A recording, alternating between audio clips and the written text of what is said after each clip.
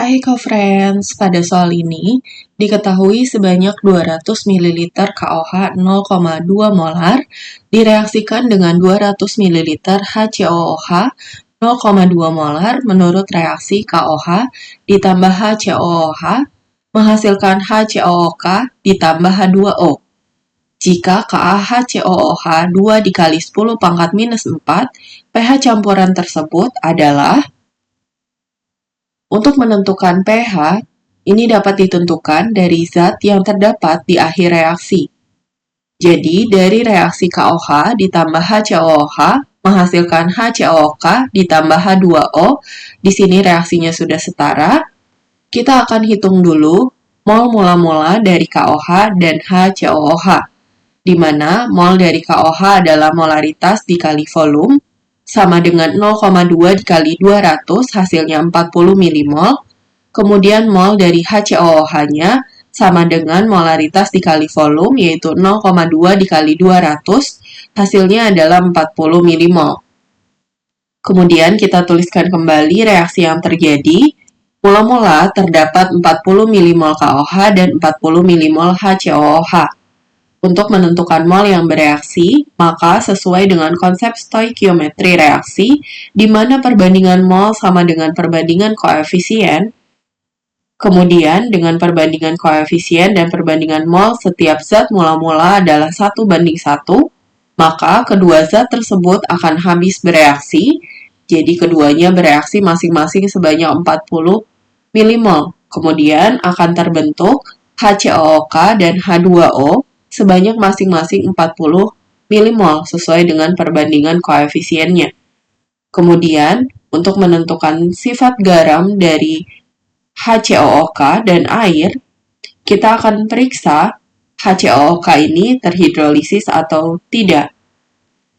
Jadi di sini, karena di akhir reaksi hanya terdapat HCOOK dan air, di mana untuk menentukan sifat dan pH, kita akan gunakan konsep hidrolisis garam dan menentukan apakah garam tersebut terhidrolisis atau tidak. Hidrolisis garam terjadi ketika kation atau anion dari basa atau asam lemah bertemu dengan air. HCOOK akan terion menjadi K+ ditambah HCO-. K+ berasal dari basa kuat KOH sehingga tidak terhidrolisis, sedangkan HCO- berasal dari asam lemah HCOH sehingga akan terhidrolisis dengan reaksi hidrolisisnya adalah HCO- ditambah H2O berkeseimbangan dengan HCOOH ditambah OH-. Di sini HCOOK terhidrolisis parsial dan sifatnya basa karena pada reaksi hidrolisis dihasilkan OH-. Rumus untuk hidrolisis untuk garam yang bersifat basa adalah konsentrasi OH- sama dengan akar Kw per Ka dikali konsentrasi anion yang mengalami hidrolisis, di mana anion yang mengalami hidrolisis di sini adalah HCO-. Oleh karena itu, kita akan mencari konsentrasi dari HCO- dari HCOOK, di mana HCOOK ini terion menjadi HCO- ditambah K+. Tadi mol HCOOK-nya 40 milimol, maka di sini sesuai perbandingan koefisiennya, mol dari HCO-nya adalah 40 milimol. Kemudian kita bisa cari konsentrasi dari HCO-nya sama dengan mol dibagi volume, di mana molnya adalah 40 dan volumenya adalah 200 ditambah 200, sehingga konsentrasi dari HCO- adalah 0,1 molar.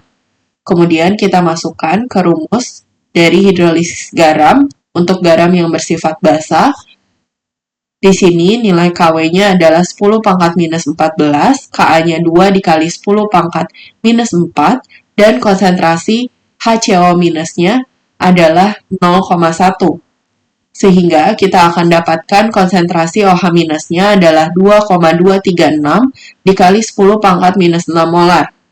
Kemudian kita bisa cari pOH-nya, di mana pOH sama dengan minus log konsentrasi OH-, di mana konsentrasi OH-nya adalah 2,236 dikali 10 pangkat minus 6, maka pOH-nya sama dengan 6 dikurang log 2,236.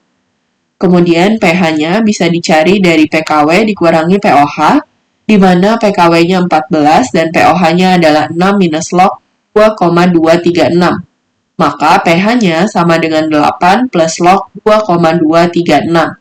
Jadi di sini tidak ada opsi jawaban yang benar. Sampai jumpa di soal berikutnya.